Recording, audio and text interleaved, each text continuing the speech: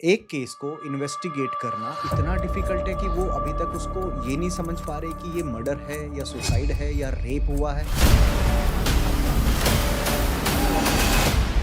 वो बंदा हूँ जिसने सबसे पहले डेड बॉडी को वहाँ पे मैंने ऑन द मौके के ऊपर जाके डेड बॉडी को देखा था। हरियाणा खत्म हो जाएगा अगर अभी कुछ नहीं किया तो। सब कुछ खत्म हो पब्लिक जाएगा। आ रही है ना भाई, ये सारी न्याय लेना आ रही है। हम एक इंडिपेंडेंट पार्टी ये फाइंड आउट करते हैं कि एक्चुअली ट्रुथ क्या था, इसमें क्या है, ये सुसाइड है, मर्डर है या एक एक्सीडेंट। इनफैक्ट आज भी जब हम उस केस के बारे में सोचते हैं तो एकदम से रोंगटे खड़े हो जाते हैं कि ऐसा भी हो सकता है। सुसाइड और मर्डर के केस में क्या ऐसे एविडेंस निकल के बाहर आते हैं कि उससे क्लियर हो जाता है कि ये मर्डर है या सुसाइड है? हस्बैंड भी वर्किंग है, वाइफ भी वर्किंग है, दोनों के बाहर अफेयर्स होते हैं, रिलेशनशिप्स होते हैं, जिनको मतलब आप भगवान के समान मानते हो। उनकी वाइफ का अपने गुरुजी के साथ ही अफेयर था। उनकी डॉटर को ये परमिशन नहीं है कि वो अपने पेरेंट्स से बात कर सके। अगर उसने बात करी तो उसका जो हस्बैंड है उनकी डॉटर को छोड़ देगा। क्या डिजिटल फोरेंसिक डेटा के एविडेंस को भी मिटाया जा सकता है? निधि मैम, स्वागत है आपका। कैसे हो? Thank you. बिल्कुल ठीक। आप बताइए, आप कैसे मैं हैं? एकदम अच्छा। तो मुझे ये बोलना ठीक रहेगा कि लेडी सिंघम आ गई है आज हमारे यहाँ? लेडी सिंघम भी बोल सकते हो और नैन्सी, क्या नैन्सी ड्रू भी बोल सकते हो, हम्म, कुछ भी। ठीक है। सो मैं थोड़ा सा मोनोलॉग देना चाहूंगा बिकॉज हमको ना ऐसा लगता है कि प्राइवेट इन्वेस्टिगेशन जब भी हम डिस्कस करते हैं ऐसे पॉडकास्ट तो कहीं ना कहीं मैन का रोल ज्यादा आता है, ठीक है? बिल्कुल ट्रू। और इंडिया की मोस्ट लीडिंग और वन ऑफ द मोस्ट और बेस्ट इन्वेस्टिगेटर आप हो एज ए फीमेल जो आप काम कर रहे हो, तो ये एक बहुत बड़ी बात है। तभी मैंने आपको बोला कि लेडी सिंघम बोलना आपको ठीक रहेगा क्या? हाँ, अगर इंडिया में बोल रहे हैं तो राइट, लेडी सिंघम बोल हम्म, सकते हैं। फीमेल जासूस, आप जासूसनी। जासूस नहीं या जासूस? नहीं, जासूस नहीं। मेरे ऊपर एक सीरीज़ बनी थी आज से 8-9 साल पहले, हम्म, जो प्रसार भारती में आई थी। सो उसकी मूवी जो series, it's not series, it's a movie, 1 and half hour की मूवी थी, तो उसका नाम यही दिया गया था, जासूसनी। वाह, इंटरेस्टिंग। ठीक है। सो बहुत सारे मल्टीपल अवार्ड्स आपको मिले हैं, नेशनल अवार्ड्स मिले हैं, लेकिन उस ये आपकी ऑडियंस है, तो एक छोटा सा ब्रीफ कि आज लोग बाग किसको सुनने जा रहे हैं? नमस्ते, मेरा नाम है निधि जैन। मैं इंडिया की leading detective agency Sleuths India Detectives की डायरेक्टर हूँ। बहुत सारे ऐसे केसेस करे इन 25 सालों में कि शायद गिनती भी याद नहीं हो। लेकिन बहुत इंटरेस्टिंग केसेस भी हैं और बहुत सारे ऐसे केसेस भी हैं जिसमें हम भी हैरान हो गए कि अच्छा, ऐसा भी कुछ हो सकता था। इतने सालों के एक्सपीरियंस के बाद भी आज भी कुछ ऐसे केसेस आ जाते हैं जिसमें हमें भी लगता है कि हमारी सोसाइटी ऐसी है या कुछ ऐसी भी चीज़ें हैं जो हमारे लिए भी आज भी एक सरप्राइज़ की तरह से आती है। ओके। या अभी जब हम वहाँ बैठे हुए थे तो आप एक चीज़ बोल रहे थे कि लोग बाग डिटेक्टिव को सिर्फ़ ये समझते हैं कि मैट्रिमोनियल केस रिज़ॉल्व कर दिया, अफेयर्स के बारे में डिकोड कर दिया, but what is actual detective? अगर मैं ये बात बोलूँ कि आज भी एक जनरल परसेप्शन है, लोगों को लगता है जासूस का काम क्या है? एक शादी से पहले की कुछ इंक्वायरी करना शायद उनका काम है, या फिर शादी के बाद अगर अफेयर हो जाते हैं, एक्स्ट्रा मैरिटल अफेयर, तो उसके बारे में पता करना हमारा एक काम है। हुँ, बट ये अगर हम देखें तो ये सिर्फ़ एक बेसिक है। अगर हम एक इन्वेस्टिगेशन प्रोफ़ाइल या एक डिटेक्टिव प्रोफ़ाइल को चेक करें तो ये हमारा एक बहुत बेसिक काम होता है कि हाँ, हमारे पास शादी से पहले की इंक्वायरीज़ भी आती हैं, शादी के बाद की पोस्ट मैट्रिमोनियल केसेस भी आते हैं, बट ये सिर्फ़ एक सेगमेंट है। हम बहुत ज़्यादा detailed investigation is something very wide, जिसमें बहुत सारे तरीके के केसेस करते हैं। प्री मैट्रिमोनियल एक फ़ेज़ हो गया, पोस्ट मैट्रिमोनियल हो गया, देन आता है आपका डिवोर्स इन्वेस्टिगेशन। मैं सिर्फ़ अभी आपको related with personal um, investigations हुँ, बताती हूँ। आता है then child custody. Child custody, husband चाहते हैं कि वाइफ को ना मिले, हस्बैंड को मिले, वाइफ चाहती है कि हस्बैंड को नहीं, मुझे कस्टडी मिलनी चाहिए। तो एक बहुत बैटल होता है, एक इमोशनल बैटल होता है जहाँ पर दोनों अपने बच्चों को अपने पास रखना चाहते हैं। सो चाइल्ड कस्टडी एक केस होता है। देन आता है कि बिना डिवोर्स लिए हस्बैंड या वाइफ ने सेकंड मैरिज कर लिया, व्हिच इज़ कॉल्ड अ बायगैमी। हुँ, तो बिना डिवोर्स लिए हस्बैंड ने या वाइफ ने सेकंड हुँ, मैरिज कर ली और हुँ, डिवोर्स केस कोर्ट में चल रहा है। ओके। देन एक सेगमेंट आता है जहाँ पर हम कहते हैं कि हस्बैंड या वाइफ जॉब कर रहे हैं या इनकम कर रहे हैं, लेकिन वो कोर्ट में दिखाते हैं ताकि उन्हें पेमेंट ना करनी पड़े कि हम कुछ भी नहीं कर रहे, हमारी कोई इनकम सोर्स नहीं है।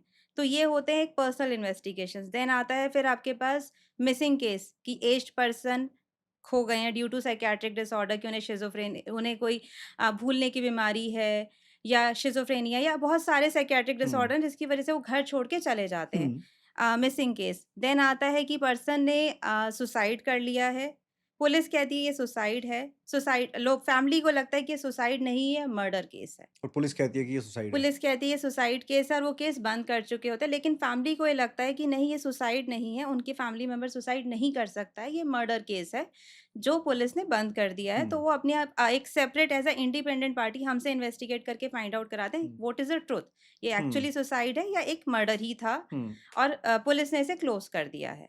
ओके, डेफ़िनेटली फैमिली के इमोशंस अपनी जगह हैं, उन्हें वो मर्डर लगेगा, हुँ, पुलिस की इन्वेस्टिगेशंस अलग है। हुँ। हम एक इंडिपेंडेंट पार्टी ये फाइंड आउट करते हैं कि एक्चुअली ट्रुथ क्या था इसमें? क्या है ये? सुसाइड है, मर्डर है या एक एक्सीडेंट है? लेकिन अभी जो आपने सुसाइड और मर्डर वाला केस बताया, अभी हरियाणा का एक केस चल रहा है मनीषा का, ठीक है? करेक्ट, जिसमें जस्टिस फॉर मनीषा हर जगह पे लोग बाग हैशटैग चला रहे हैं। एक केस को इन्वेस्टिगेट करना, स्पेशली मैं यहाँ पे पुलिस की बात कर रहा हूँ, डिपार्टमेंट की बात कर रहा हूँ, इतना डिफिकल्ट है कि वो अभी तक उसको ये नहीं समझ पा रहे कि ये मर्डर है या सुसाइड है या रेप हुआ है। So as a female investigator आप मेरे को एक्सप्लेन करो कि आपकी क्या ओपिनियन है? इतना टाइम मतलब उसका लेटर भी लिखा गया, उसने गला अपने हाथ से काट लिया, मतलब व्हाट इज़ दिस? देखो इस केस को मैंने भी स्टडी किया है जितना न्यूज़पेपर में आया है, हुँ, काफ़ी टाइम से केस चल रहा है। आई थिंक न 9th या 10 अगस्त को उसने सुसाइड मतलब उसकी बॉडी वो इलोप्ड हुई थी, उसके हुँ, बाद 11 को शायद उसकी बॉडी मिली है। इस केस में मेरे को भी ये लगता है कि पुलिस को एक इंडिपेंडेंट इसकी प्रॉपर चेक करना चाहिए कि हुआ क्या था हुँ, एग्जैक्टली। ये हुँ, इतना डिफिकल्ट नहीं है, हुँ, पुलिस के पास सारी चीज़ें अवेलेबल है, उनके पास फॉरेंसिक लैब है, उसको पोस्टमार्टम प्रॉपर होना चाहिए, एक अच्छे डॉक्टर से ये चेक होना चाहिए कि रीज़न क्या था। अगर ये सुसाइड भी है तो किस तरीके से सुसाइड हुआ। कोई भी अपना गला खुद नहीं काट सकता है। एक सुसाइड नोट पुलिस कह रही है मिला है, जिसे वो अभी तक लेकिन पब्लिक नहीं कर रही है कि क्या लिखा क्या गया था।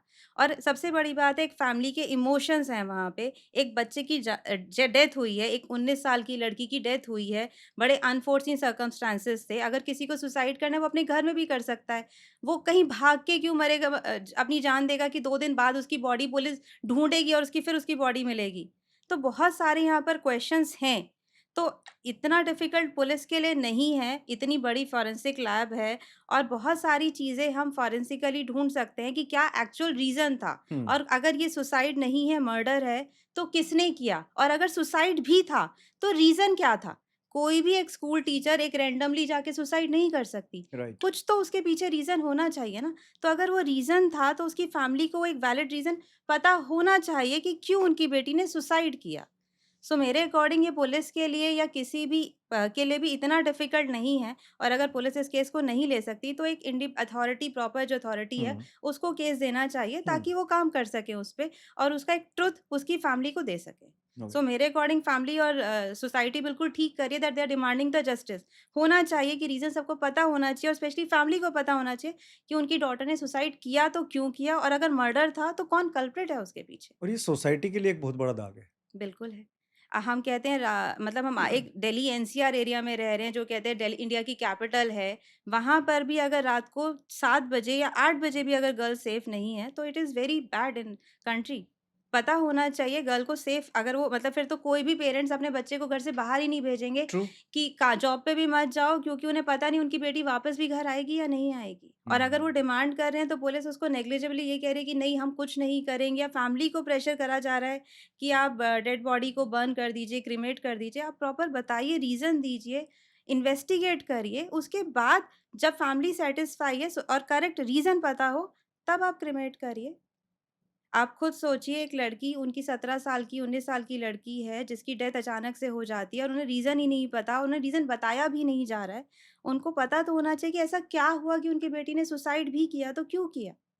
क्या रीज़न था उसका? और अगर वो मर्डर है, तो जो कल्प्रिट है वो पता होना चाहिए कि कौन है कल्प्रिट? जब बंदा सुसाइड करता है ना, तो वो अपने को इतना हार्म नहीं करता कभी भी। करेक्ट, इतना ब्रूटली हार्म इतना नहीं ब्रूट वो करता। कर ही नहीं हाँ, सकता। आप मुझे बताओ बिकॉज़ आपका 20 साल का करियर बहुत सारे ब्रूटल केस आपने मैनेज किए हैं। सुसाइड और मर्डर के केस में क्या ऐसे एविडेंस निकल के बाहर आते हैं कि उससे क्लियर हो जाता है कि ये मर्डर है या सुसाइड है? कुछ ऐसे मेजर 2-3 अगर आप बताना चाहें तो? देखो जैसे आपने खुद बताया इस केस में कोई भी गर्ल अपने आप को या कोई भी बॉय अपने आप को इस तरीके से नहीं मार सकता। कि वो अपने आप को इतना हार्म करे कि वो पेन को पेन बियर कर रहा है और खुद मर रहा है, फिर भी अपने आप को कट कर रहा है या हैंग कर रहा है।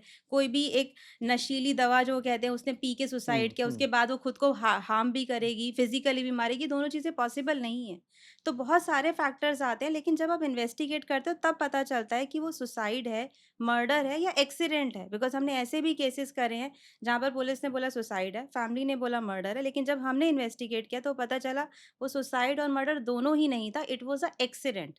एक एक्सीडेंटली पर्सन की डेथ हो गई। क्या था केस थोड़ा बताएँगे? It's a very old case. मैं आज भी हम इनफैक्ट आज भी जब हम उस केस के बारे में सोचते हैं तो एकदम से रोंगटे खड़े हो जाते हैं कि ऐसा भी हो सकता है। तो ये आपकी लाइफ़ का one of the most brutal case था?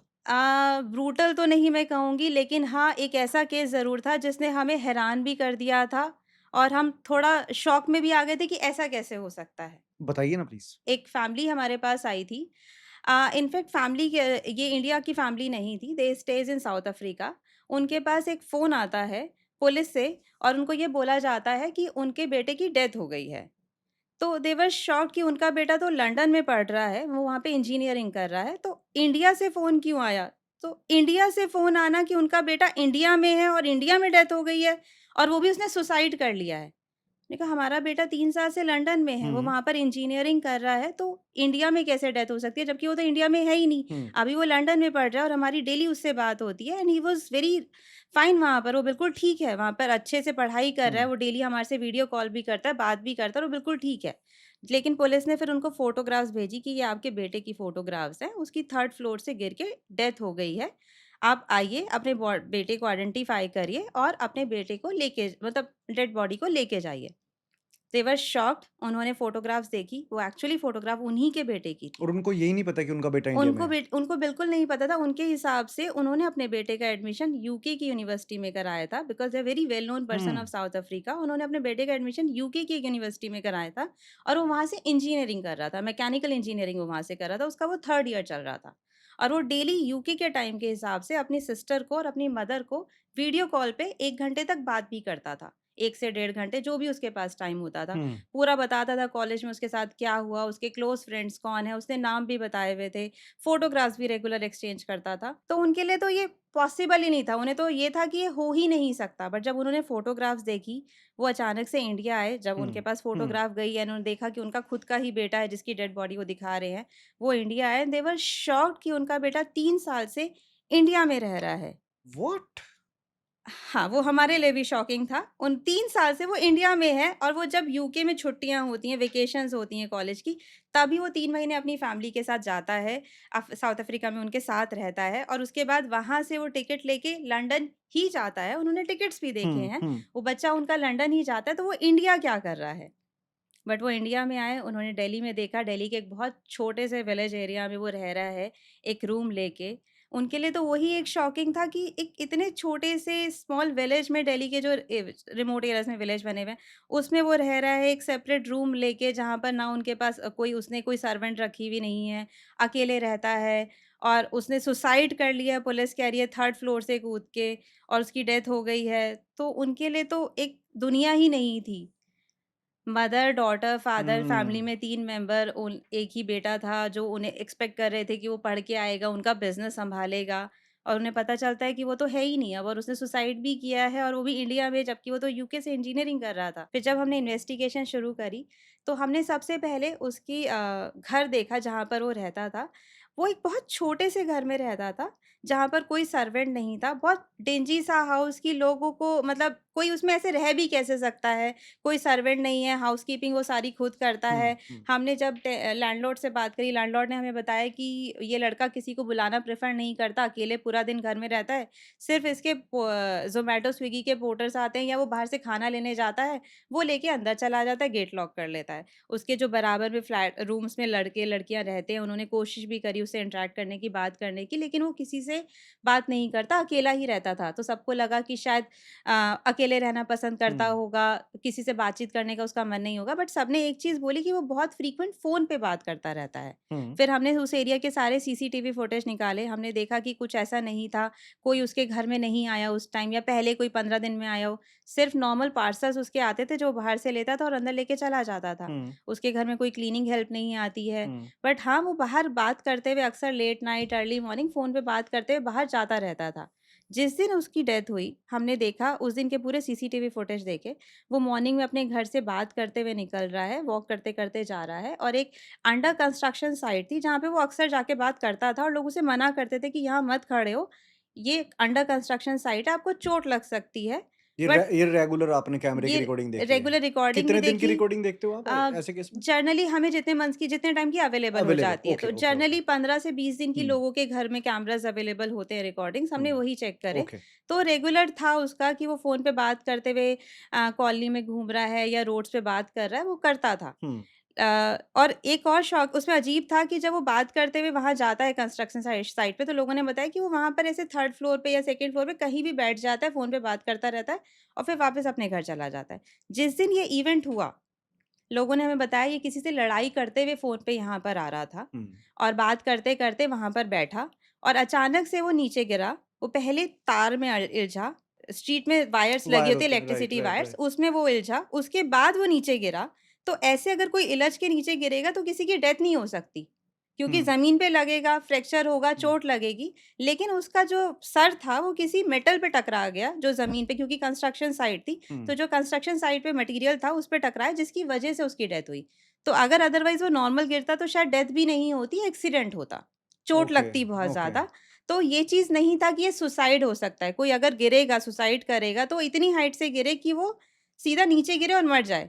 बट वो वायर्स में इल्झा है, वहाँ पे बहुत ज़्यादा वायरिंग हुई हुई है, उसके बाद वो नीचे गिरा है, तो बहुत कम चांस है कि किसी की डेथ हो। हुँ, बहुत मेजर एक्सीडेंट होगा, बहुत ज़्यादा चोट लगेंगी, लेकिन हुँ, मरेगा नहीं। हुँ, और वो पर्सन वहाँ का रेगुलर था, हुँ, तो फिर ये कैसे पॉसिबल है कि वो वहाँ से जाके सुसाइड करेगा? तो फिर हमारा नेक्स्ट पॉइंट ये आया कि वो किससे इतना रेगुलर बात करता है, कौन है वो पर्सन जिससे वो रेगुलरली बात कर रहा है? हुँ, हमने उसके फ़ोन उसके पेरेंट्स से लिए, फ़ोन और लैपटॉप, और हमने उसको फॉरेंसिकली चेक करा, उसमें किससे वो बात कर रहा है, कितने टाइम बात कर रहा है।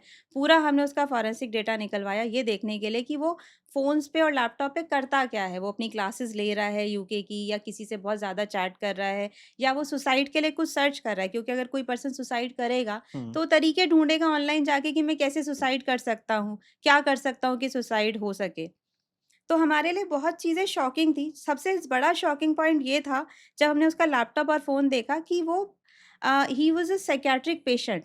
वो बहुत ज़्यादा रिसर्च करता था, उसको डिसऑर्डर था, ही इज़ अ शिज़ोफ्रेनिक पेशेंट। उसने वो डॉक्टर्स के प्रिस्क्रिप्शंस थे उसके फ़ोन में और लैपटॉप में, और हुँ, वो रेगुलर मेडिकेशन पे था। ओके। तो जब हमने फिर डॉक्टर से बात करी, जिस डॉक्टर से उसका ऑनलाइन ट्रीटमेंट चल रहा है, तो हुँ, उन डॉक्टर ने हमें बताया कि वो अकेला इसीलिए रहता था क्योंकि उसको लगता था कि जो भी उसके आस-पास के लोग हैं, हुँ, वो उसके बारे में नेगेटिव बोल रहे हैं या वो उसको हार्म करने के लिए वहाँ पर है।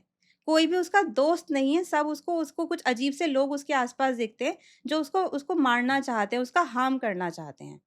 इसीलिए वो कभी किसी से बात नहीं करता था, अकेले रहता था, आस-पास के लोगों से बात नहीं करता था, अपने घर में सर्वेंट्स को नहीं बुलाता था, क्योंकि उसको लगता था कि सर्वेंट आएगी तो उसके खाने में कुछ ना डाल दे, उसको मार ना दे, उसके घर में कुछ रख ना दे। तो इसीलिए वो हमेशा अकेले रहना चाहता था, किसी से मिलता नहीं था। ओके। तो वो बहुत सारी ऐसी मेडिसिन्स हुँ, लेता था हुँ, जिससे उसका एंग्ज़ायटी कम हो, उसको थोड़ा-सा माइंड रिलीफ़ लगे कि कोई उसको नहीं देख रहा है, कोई उससे बात नहीं कर रहा है, या जो एनोनिमस लोगों को अपने आस-पास देख रहा है, ऐसा ना लगे उसको। तो he was that patient also. फिर हमारे लिए इम्पोर्टेंट था अब ये देखना कि वो किससे इतना फ्रीक्वेंट बात कर रहा है, कि हुँ, जिस दिन एक्सीडेंट हुआ उस दिन वो किससे बात कर रहा था, किससे वो लड़ाई कर रहा था। Is that the person was a reason of his death, जिसकी वज़ह से उसने गुस्से में आके सुसाइड कर लिया? क्या उसका कोई अफ़ेयर चल रहा था? तो हमारे लिए एक और ना शॉकिंग चीज़ आई, वो किसी लड़के से रेगुलर बात कर रहा था। ओके। येस, वो किसी लड़की से बात नहीं कर रहा हुँ, था, वो किसी लड़के से रेगुलर बात कर रहा था। हमने जब उस लड़के को कॉन्टैक्ट किया, इनिशियली उस लड़के ने हमें ये बोला कि हाँ, ये मेरा अच्छा फ्रेंड है, मैं भी दिल्ली में रहता हूँ, ये भी दिल्ली में रहता है, हम अक्सर मिलते हैं और मुझे नहीं पता इसने सुसाइड किया। उस दिन हमारी ऐसे ही बात हो रही थी और कोई लड़ाई तो नहीं हुई, बस बात हो रही थी और मैंने फ़ोन रख दिया। मुझे तो पता भी नहीं इसने सुसाइड कर लिया। फिर हमने उसकी सारी चैट्स निकाली, व्हाट्सएप चैट्स उसकी फोरेंसिकली हुँ, डेटा से, तो हमने देखा कि वो लड़का जो है, वो गे था, और जिसकी वो डेथ हुई है। जिसकी डेथ हुई है, और ओके। जिस लड़के से वो लड़ाई कर रहा था, जो लोगों ने हुँ, हमें हुँ, बताया, वो उसका गे पार्टनर था। Okay, okay. तो फिर हमने उस लड़के से दोबारा बात करी, फिर हमने उसे समझाया, बताया कि अगर उसने अब नहीं बताया तो हम उसे पुलिस में देंगे, क्योंकि हुँ, एक पुलिस केस है, हुँ, पर्सन की डेथ हो चुकी हुँ, है। तो फिर उसने डर के इस कंडीशन पे कि हम पुलिस को कुछ नहीं बताएँगे, उसने हमें पूरा बताया कि वो लड़का गे था और ये उसका गे पार्टनर था। इन दोनों का ब्रेकअप हो चुका था हुँ, बिकॉज़ हमारा जो सब्जेक्ट है जिसकी डेथ हुई है, वो बहुत ज़्यादा डोमिनेटिंग था। वो हर चीज़ में उसको कंट्रोल करने की कोशिश करता था कि वो कहाँ जा रहा है, क्या कर रहा है, किससे मिल रहा है। इसी रीज़न से उन दोनों का ब्रेकअप भी हुआ था। बट ब्रेकअप के बाद वो और ज़्यादा डिस्टर्ब हो गया था और वो उससे कोशिश कर रहा था फिर से वापस पैच अप हुँ, करने के लिए हुँ, और उस दिन उनकी उसी बात पे आर्ग्यूमेंट हो रही थी क्योंकि वो चाहते थे कि वो चाहता था लड़का हमारा सब्जेक्ट कि वो उससे मिले हुँ, और वो हम जो पर्सन था, जो उसका गे पार्टनर था, वो इस रिलेशनशिप में आगे नहीं बढ़ना चाहता था। लेकिन तब भी उसने हमें ये बात क्लियर करी कि ऐसा नहीं था कि वो मरना चाहता था या उसको सुसाइड करना था या हमारी ऐसी कोई बात हुई हो कि सुसाइड हुआ हो। He was sitting. फिर हमने जब लोगों से बात करी तो उन्होंने हमें बताया कि जिस दिन डेथ हुई, वो 3rd फ्लोर पे बात करते-करते वहाँ पे बैठ गया था। एक कंस्ट्रक्शन साइट है जिसमें वॉल्स आगे नहीं बनी है, सिर्फ़ लिंटल्स डले हुए हैं, तो 3rd फ्लोर पे वो ऐसे पैर नीचे करके बैठ गया। अगर किसी को सुसाइड करना है तो वो बैठेगा नहीं, वो हुँ, सीधा खड़ा होकर जंप कर देगा। बट वो बैठा, बैठा हुआ उससे बात कर रहा था, बात करते-करते उसने शायद उठने की कोशिश करी और उसका पैर फिसल गया, जिसकी वज़ह से वो आगे गिरा। वो पहले तारों में उलझा हुँ। जो स्ट्रीट वायर्स होती हैं और उससे इलझ के फिर वो नीचे गिर गया और नीचे क्योंकि कंस्ट्रक्शन मटीरियल पड़ा था, तो उसके सर पे कोई शार्प चीज़ लगी जिसकी वज़ह से उसकी इमीडिएटली डेथ हो गई। जनरली मर्डर या सुसाइड वाले केस में as a investigator first call of action क्या होता है? हमारा फर्स्ट कॉल ऑफ एक्शन होता है पहले सबसे पहले जिसके घर में डेथ हुई है, जिसके इमीडिएट फैमिली मेंबर हैं, उनसे पूरा डिटेल में इन्फॉर्मेशन लेना कि क्या सर्कमस्टेंसेस थे, क्या हुआ है डिटेल में, क्यों उन्हें लगता है कि ये मर्डर है और हुँ, पुलिस की रिपोर्ट के अकॉर्डिंग पुलिस के हिसाब से क्यों ये सुसाइड है।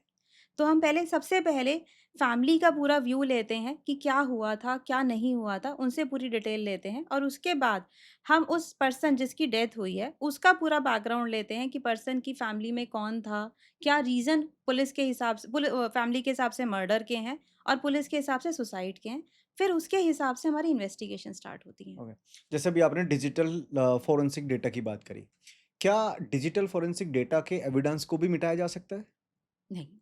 नहीं, फिजिकल एविडेंस को आप मिटा सकते हो पर डिजिटल को नहीं। डिजिटल को नहीं मिटा सकते। अगर आपके पास फ़ोन और लैपटॉप्स आपके हैं, हुँ, जो पुलिस इमीडिएटली रख अपनी कस्टडी में लेती है या फैमिली अपनी कस्टडी में लेती है, तो हम उसमें से पूरा डेटा एक्सट्रैक्ट कर सकते हैं। मैं एक केस बताना चाहूँगी, जो एक बहुत बड़े सेलिब्रिटी का है। Um, she is a very senior Bollywood celebrity um, and very fond of jewellery also. तो उनका एक हार चोरी हुआ था एंड हार cost is 6 crore. Okay. 6 crore का एक हार चोरी हुआ है उनके पास और वो हार अप्रॉक्सिमेटली 3 महीने पहले चोरी हुआ था।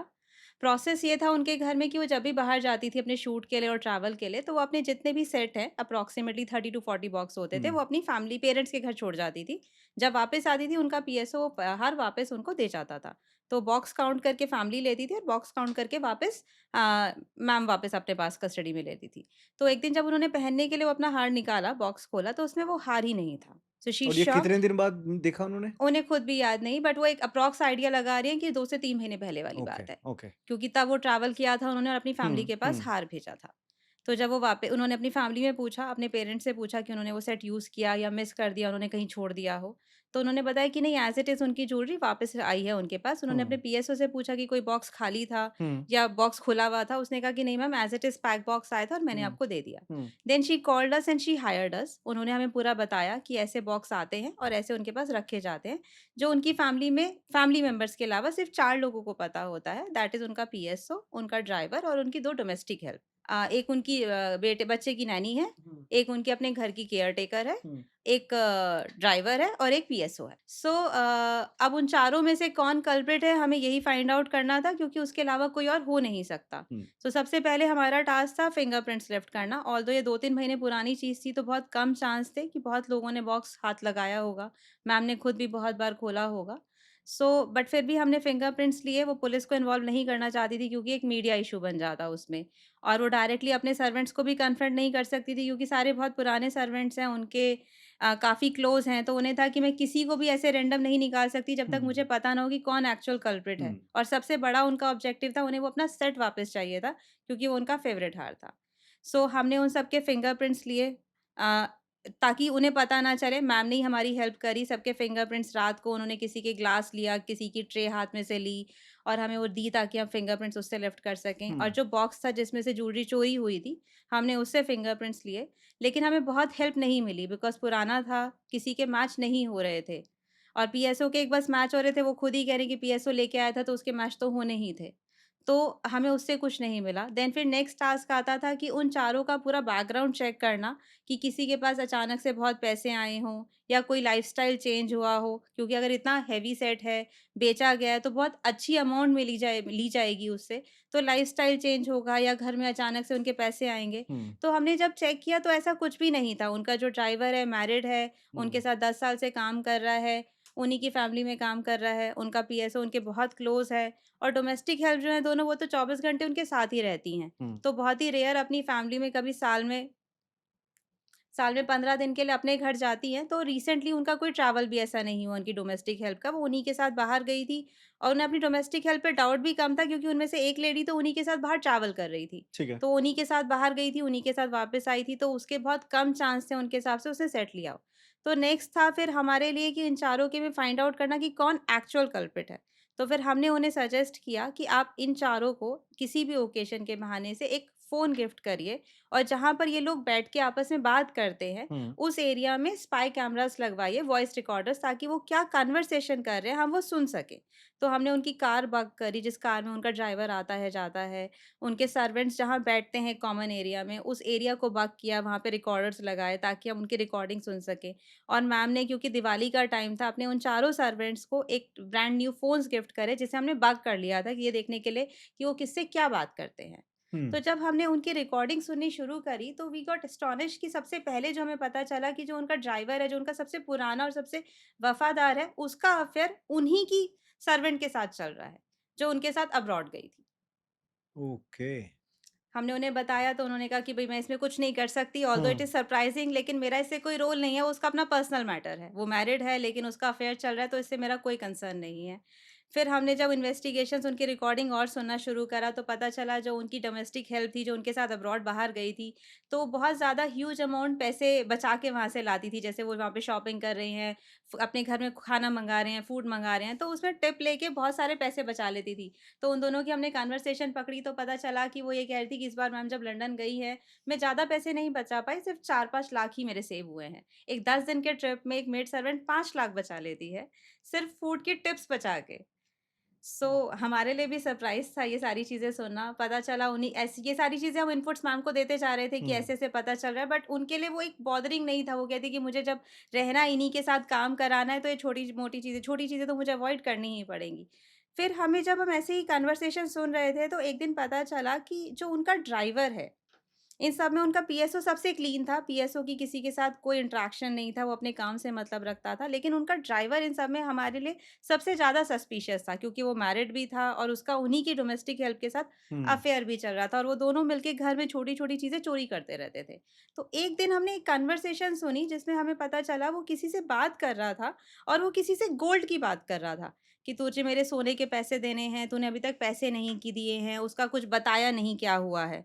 तो ये बहुत एक इम्पॉर्टेंट लीड थी जो हमें मिली थी। तो जिस पर्सन से वो बात कर रहा था, हमने उस पर्सन का बैकग्राउंड चेक किया तो पता चला वो कै गोल्ड लोन देता था। मतलब कैश लो ग गोल्ड के बदले कैश देता था। तो it's okay. A gold loan, gold जो लोन। प्राइवेट गोल्ड लोन्स हुँ, देते हुँ, हैं हुँ। वो करता था। तो फिर हमने जब उसका बैकग्राउंड चेक किया तो हमें पता चला कि वो चोरी का भी गोल्ड लेता है और वो चोरी के गोल्ड को भी मार्केट में बेचता है। हुँ। तो अब हमारा ये पॉइंट क्लियर हो गया था कि ये जो सेट है मैडम का, ये इसी ड्राइवर जिन्होंने ने चोरी चोरी किया किया है। है और ये इस पर्सन को दिया है और इन दोनों का ये कनाइवेंस है। हुँ। अब इम्पोर्टेंट था कि उससे सेट कैसे वापस रिकवर करा जाए। हमें कल्प्रिट पता चल गया ड्राइवर है, हमें ये पता चल गया उसने दिया किसको है, उसने जो गोल्ड लोन देता है उस पर्सन को उसने वो सेट दिया है। क्योंकि यहाँ पर पुलिस इन्वॉल्व नहीं थी, पुलिस को कोई केस नहीं दिया गया था, तो उसको कन्फ्रंट करना, उसको इंटेरोगेट करके उसे ये बताना कि ये तुमने ही किया और हमें सेट वापस चाहिए, इज़ अ टास्क। तो हमने फिर उसको बैठाया, उसकी सारी रिकॉर्डिंग सुनी, उसकी रिकॉर्डिंग्स रखी, उसको सुनाई हुँ। और फिर उसे इंटेरोगेट किया। उसने इनिशियली तो मना करा कि नहीं ये तो झूठ है, मैं तो अपना गोल्ड उसको दिया था, वो उसके पैसे मैं उससे माँग रहा था। लेकिन फिर जब उससे स्ट्रिक्टली पूछा गया और उसे बताया गया कि हमें पता है कि तुम कहाँ-कहाँ पैसे चुराते हो, तुम्हारा इस सर्वेंट के साथ अफ़ेयर चल रहा है और उससे पूछा तब उसने हमें बताया, तब उसने क्लियर किया कि हाँ, वो सेट उसने चुराया था। लेकिन उसके पास वो सेट कैसे आया? क्योंकि वो तो ड्राइवर है। तो पता चला कि वो जो उनके घर की डोमेस्टिक हेल्प है, जो उनके साथ अब्रॉड भी गई थी, उसी ने वो सेट चुरा के उस ड्राइवर को दिया था और उस ड्राइवर ने वो उसको गोल्ड लोन वाले पर्सन को दिया था और वो सेट क्योंकि बहुत एक्सपेंसिव है, जिसमें डायमंड्स भी हैं, रूबी भी है, तो वो अभी तक बिक नहीं पाया है और वो वही कोऑर्डिनेट कर रहे हैं कि उस सेट का कोई बायर उन्हें नहीं मिल रहा है। ओके, और वो फाइनल रखा किसके पास था? वो उसी बंदे के पास? हाँ, जिसके पास जो गोल्ड लोन वाला पर्सन था, वो हुँ, उसी के पास रखा था। तो फिर हमने वो सेट रिकवर करके मैम को दिया। मैम ने उन दोनों सर्वेंट्स को अपने निकाला and she hmm. Was very thankful कि हमने फाइनली उनके नेक्सस को ब्रेक किया। उनके घर में जो दोनों पर्सन थे, जो चोरी कर रहे थे रेगुलर, उसको भी उन दोनों को भी निकाला और उन्हें उनका गोल्ड सेट वापस मिला। वाह! देखो, ड्राइवर और सर्वेंट और आपकी जो मेड, इनको ना आपके घर का ना कोना-कोना पता होता है। They are the biggest informers हाँ। For us, information providers. अच्छा, सबसे पहले आपको जितनी भी इन्फॉर्मेशन चाहिए होती है, मतलब अगर ऐसे केस होते हैं तो सबसे पहले आपकी इंट्रोगेशन इन्हीं से ही स्टार्ट होती होगी? शक के दायरे में तो यस, सबसे पहले वही आते हैं, करेक्ट। हाँ। एक चोर चोरी तो कर लेता है, लेकिन सबसे बड़ी गलती क्या करता है? आपने मल्टीपल केसेस किए हैं। क्या कॉमन मिला है आपको एक रीज़न? चोर चोरी तो कर लेता है, लेकिन वो जो उस पैसे को ना सँभाल नहीं पाता, उसका लाइफ़स्टाइल चेंज हो जाता है, उसके खर्चे अचानक से बढ़ जाते हैं, उसके अंदर एक अलग कॉन्फिडेंस आ जाता है कि मुझे रखेंगे तो रखेंगे, कोई बात नहीं, नहीं रखेंगे तो।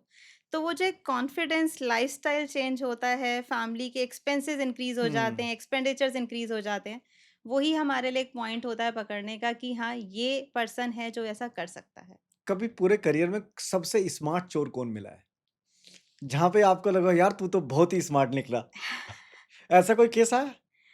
एक केस हमने किया था बैंगलोर में। उसमें कुक ने चोरी करी थी। हुँ। बहुत उसमें बहुत अलग केस था। उसमें कुक ने चोरी करी थी और उसने मैम की बहुत एक्सपेंसिव साड़ी चोरी करी थी। लेकिन उसके लाइफ़स्टाइल में कितने कोई की थी चेंज साड़ी? नहीं आया था। कितने की साड़ी एक्सपेंसिव थी? वो 2 करोड़, डेढ़ से 2 करोड़ की साड़ी साड़ी? थी। मतलब इट्स नॉट सिंगल साड़ी, वो 8 से 10 साड़ियाँ थी। और वो अप्रॉक्सिमेटली 2 करोड़ की साड़ी थी, डेढ़ से 2 करोड़ की। लेकिन उसमें इम्पोर्टेंट था कि कुक ने जिसने चोरी करी थी, हुँ। उसका लाइफ़स्टाइल कोई चेंज नहीं था। वो उनके घर पे एज़ इट इज़ रह रहा था, उसकी family as it is poor family रह रही थी। तो वो हमारे लिए एक अलग था कि इसकी लाइफ़ में कोई चेंज नहीं है, जबकि इसने इतनी महँगी साड़ियाँ भी चोरी करी और वो बेच भी चुका था उन्हें। उसके पास पैसे भी आ गए थे। सो वो स्मार्ट था। तो पकड़े लास्ट में कैसे पकड़ा फिर आपने? पकड़ लिया था हमने। It's a very long story. हमने उसे पकड़ मुझे लिया था। शॉर्टकट में बताओ कि ये मेन उसने पॉइंट दिया, यहाँ से हमने पकड़ लिया उसको। देखो, उसमें भी यही था कि जो मैम की साड़ी चोरी हुई थी, हुँ, तो उनके घर में लिमिटेड लोग थे, 3 से 4 सर्वेंट्स थे जिनका एक्सेस था। देखो, सबसे पहले एक चीज़ होती है कि फैमिली मेंबर कभी चोरी नहीं करेगा। राइट। वो ये चीज़ें माँग भी सकता है कि मुझे चाहिए पहनने के लिए हुँ, दे दो, फैमिली कभी मना नहीं करेगी, मदर कभी मना नहीं करेगी अपने बच्चों को। तो जो सबसे ज़्यादा जिसका एक्सेस है उस जगह पे, वो ही चोरी कर सकता है। ओके। तो वहाँ पर भी यही था कि उनके कुक का, उनकी जो 24 घंटे की मेड सर्वेंट थी उसका, इन्हीं 2 लोगों का एक्सेस था और एक उनका एक 2 डोमेस्टिक हेल्प थे, एक फीमेल और एक मेल और एक कुक। इन 3 लोगों का ही उस रूम में एक्सेस था जो साड़ी चोरी कर सकते हैं। थोड़ा सरप्राइज़िंग हमारे लिए ये था हुँ, कि कुक का एक्सेस वार्डरोब में कैसे हो सकता है? उसका काम वार्डरोब तो चेक नहीं करना है। ओके, तो जब हमने फिंगरप्रिंट्स लिफ्ट करे थे तो उसके फिंगरप्रिंट्स उनकी वार्डरोब पे आए थे। ओके। मुझे अंडरकवर स्टोरी बताइए आप, जहाँ पे आप रूप चेंज करा हो आपने, कोई ऐसा गेटअप लिया हो, देखो, अंडर कवर स्टोरीज़ तो बहुत सारी हैं। जो आपकी फ़ेवरेट हो? जो केस आपको लगता है कि हाँ, ये केस मेरा फ़ेवरेट केस है? देखो, फ़ेवरेट नहीं मैं कहूँगी, लेकिन जहाँ पर इन्वेस्टिगेशन की बहुत ज़रूरत हुई हुँ, कि हाँ, लगा कि एक चीज़ हर टाइम दिमाग में एक रिस्क चलता था कि कहीं मैं पकड़ी ना जाऊँ। और प्लस इन्वेस्टिगेशन की 24 घंटे अपने कान खुले रखने, आँख खुले रखनी है कि कहीं पर भी एक्सपोज़ ना हो जाऊँ। हुँ, तो वो एक जो डर के साथ काम हुँ। करना और 24 घंटे उसी एरिया में रहना, उन्हीं लोगों के साथ रहना, वो एक रिस्क। क्या क्या बने थे, थोड़ा-सा एलैबोरेट करिए ना प्लीज़? मैं आपको पूरी स्टोरी सुनाती हूँ। हुँ, ये बहुत रीसेंट केस ही है जो हमने किया था। हमारे क्लाइंट की डॉटर, वो एक पर्सन के साथ रिलेशनशिप में थी जो ट्रांसजेंडर था। हुँ, तो पहली चीज़ तो हमारे लिए भी सरप्राइज़िंग थी कि कोई भी एक गर्ल जो नॉर्मल गर्ल है, बहुत सुंदर, एजुकेटेड, वर्किंग, एक पर्सन के साथ रिलेशनशिप में जो ट्रांसजेंडर है, तो हुँ, उसको कितना साइकोलॉजिकली उस पर्सन ने मोल्ड कर दिया होगा कि वो ऐसे जानते हुए उस पर्सन के साथ रिलेशनशिप हुँ, में थी। तो हमारा टास्क ये था कि उस पर्सन का पूरा बैकग्राउंड चेक करना, उसके बारे में नेगेटिव्स निकालना, हुँ, ताकि हम इस गर्ल को कन्विंस कर पाएँ, इसको काउंसल कर पाएँ कि ये जो पर्सन है जिसके साथ आप अपनी लाइफ़ स्पेंड करने जा रहे हो, वो आपके लिए सूटेबल नहीं है, वो ठीक नहीं है। हमने पूरा बैकग्राउंड चेक उस पर्सन का किया जो ट्रांसजेंडर था। पता चला कि वो लड़का जो भी पर्सन है वो ट्रांसजेंडर जो है, वो एक ड्रग्स रैकेट चलाते हैं। हुँ, और वो ऐसे ही बहुत सारी गर्ल्स को जो लड़की एक सोएब इंटेलिजेंट लड़कियां होती हैं बट डिसेंट गर्ल्स होती हैं उनको बता के अपनी सारी एक्चुअल आइडेंटिटी बता के एंटाइज करते हैं अपने क्लोज करते हैं और उनको यूज करते हैं ताकि वो एक जन सोशली एक्टिव रह सके और लोगों को अपना ड्रग्स सेल कर सके ओके। क्योंकि इन गर्ल्स के थ्रू वो फ्रीक्वेंट हाई प्रोफाइल पार्टीज़ में जा सकते हैं, हुँ, अपना हुँ, सोशल सर्कल बहुत बढ़ा सकते हैं। अदरवाइज़ कोई भी एक ट्रांसजेंडर को इतना ईज़िली मिंगल नहीं होने देगा सोसाइटी हुँ, में। हुँ, स्टिल हमारी सोसाइटी में एक हुँ, स्टिग्मा है कि लोग ईज़िली मैच नहीं कर पाते हैं। सो उनके थ्रू, उन गर्ल्स के थ्रू अपना एक बहुत वाइड सोशल सर्कल बना लेते हैं, लोगों से मिलते हैं, उनके क्लोज़ होते हैं, उनसे बात करते हैं कि हाँ, क्योंकि ये मेरी फ्रेंड है, ये मेरी क्लोज़ फ्रेंड हुँ, है, हुँ, तो हर कोई आपसे इंटरेक्शन स्टार्ट कर देते हैं। तो इस केस में भी ऐसे ही था, फैमिली ने हमें अप्रोच किया, उन्होंने हमें बोला कि उनकी जो डॉटर है, she is very intelligent, she is a chartered accountant, educated girl है, जॉब कर रही है एक अच्छी मल्टीनेशनल कंपनी में, वेरी डिसेंटली ड्राइंग, बट वो कहती है कि मुझे शादी नहीं करनी है, मैं इस पर्सन के साथ रहूँगी and I know he is a transgender. लेकिन मैं अपनी पूरी लाइफ़ इसके साथ स्पेंड करूँगी। तो हम ये चाहते हैं कि आप पहले इसका पूरा बैकग्राउंड चेक करो क्योंकि हमें ये पर्सन ठीक नहीं लग रहा है, कुछ तो गलत है इसके साथ। अगर ये ठीक हुआ तो हम ठीक है, हम अपनी डॉटर के विश के अगेंस्ट नहीं जाएँगे, हम उसे करने देंगे, जैसे भी वो उसके साथ रहना हुँ, चाहती है। बट ये पर्सन ठीक है या नहीं, सेफ है हमारी डॉटर इनके इसके साथ या नहीं, पहले आप ये चेक करो। हमें जब मेरी टीम ने इन्फॉर्मेशन दी कि ये एक ड्रग रैकेट चलाता है, तो नेक्स्ट टास्क ये था कि उसके साथ जाना और वहाँ पर उसके अंदर वीडियोज़ बनाना कि वो ऐसे ड्रग्स रैकेट चलाता है, हुँ, ताकि मैं हम उनकी डॉटर को कन्विंस कर पाएँ कि ये ऐसा है। सो मैं वहाँ पर अंडर कवर बन के गई। एक्चुअली उस पर्सन का रूम मैंने एज़ अ रेंट लिया कि मेरे को 1 वीक के लिए यहाँ पर 1 मंथ के लिए यहाँ पर स्टे करना है क्योंकि मुझे यहाँ पर I am new to Delhi and I become close to him hmm. In terms of as a friend. So basically उस ग्रुप को जॉइन करना चाह जॉइन रहे थे। करना मेरा हाँ, काम था। तो मैंने वहाँ पर अंदर उनके घर में स्टे किया और मैंने जहाँ जैसे ही मुझे मौका लगता था उनके रूम में, उनके ड्राइंग रूम में कैमरास फिक्स करे हुँ, ताकि बाहर टीम जो मेरी है वो रिकॉर्डिंग सुन सके कि वो क्या बात कर रहे हैं। और जब ओके। मैं उनके साथ होती थी कि मैं बैठी हूँ, वो कुछ काम कर रहे हैं, तब मैं भी अपने फ़ोन्स में और अपने बैग में कैमरास लेके रखती थी ताकि वो जो बात कर रहे हैं, मैं सुन सकूँ, रिकॉर्ड कर सकूँ ताकि हम बाद में फैमिली को दे सकें। ओके।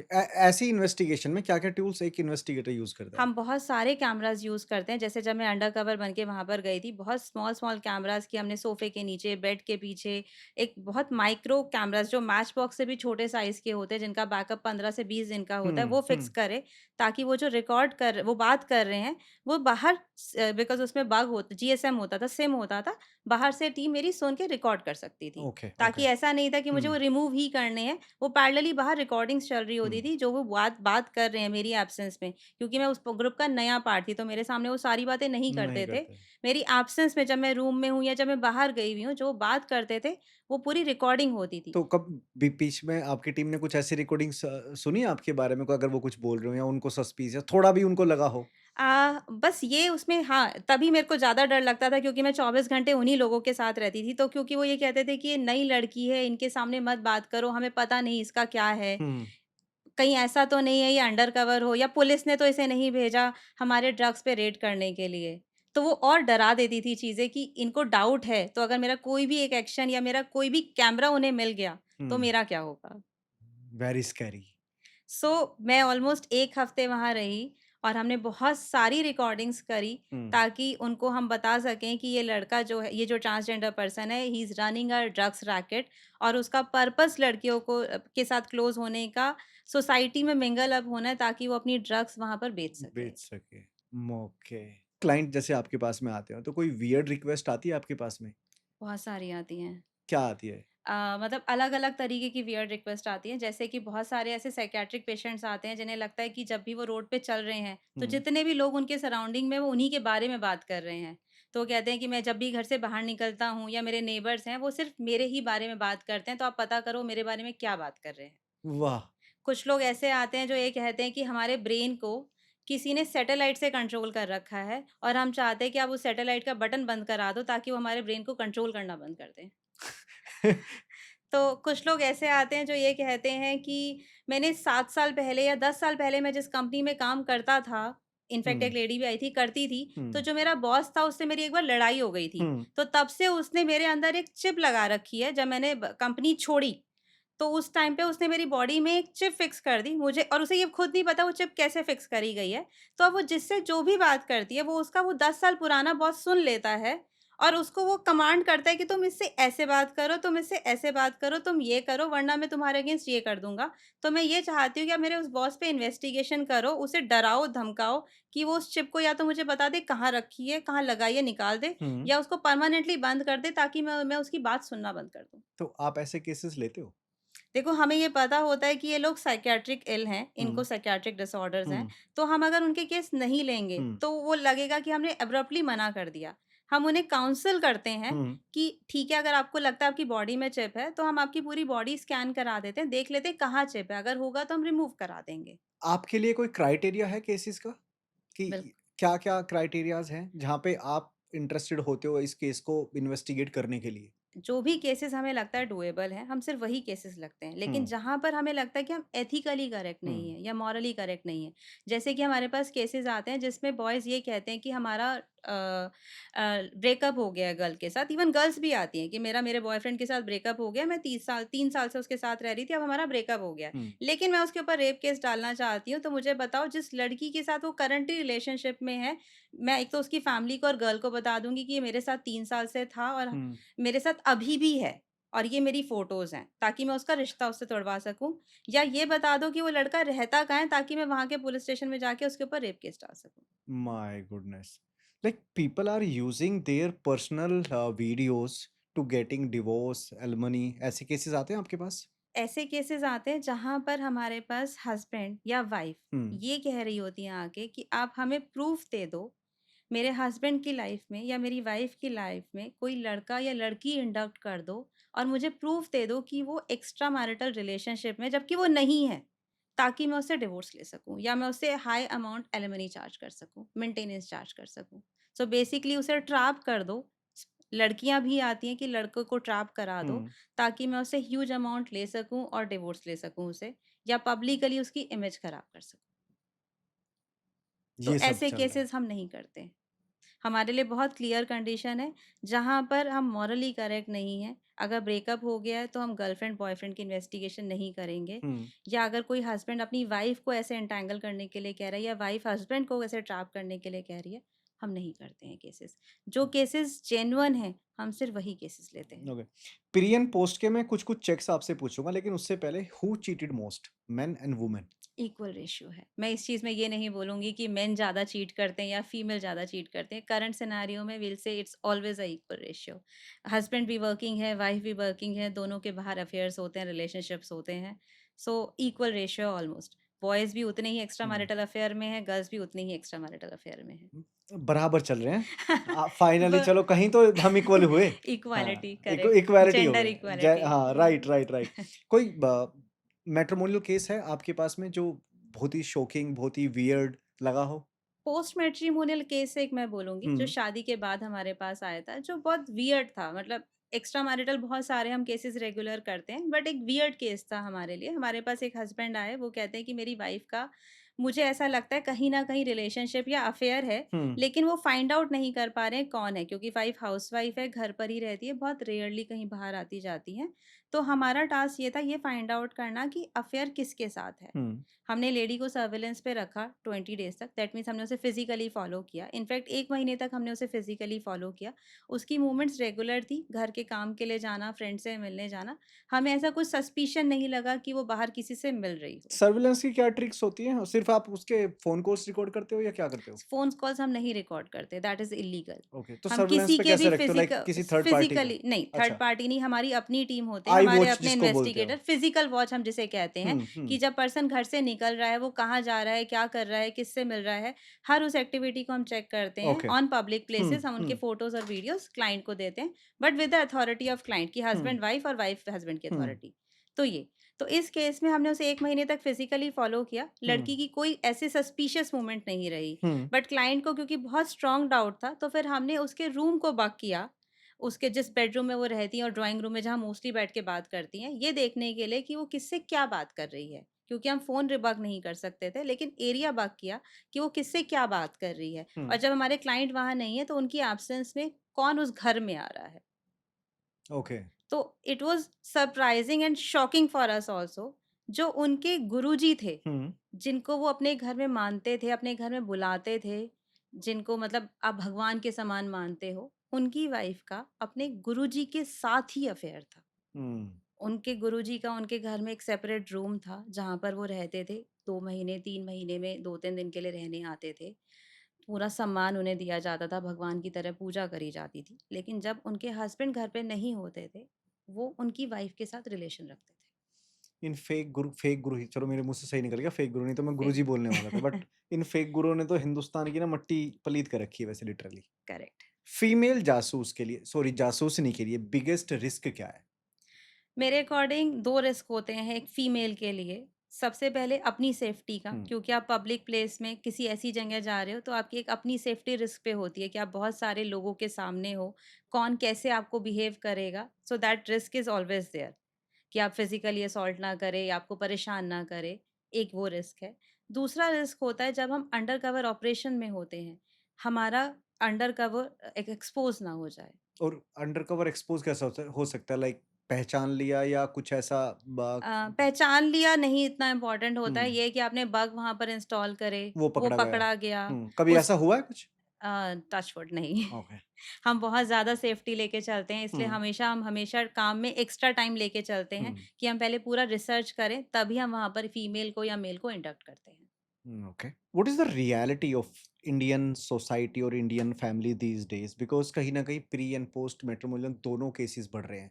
हर जगह पे चाहे लड़का हो या लड़की, सबको ये पता करना है कि कोई अफेयर तो नहीं है, उसके फाइनेंशियल्स कैसे हैं, उसकी प्रॉपर्टीज़ कैसी हैं।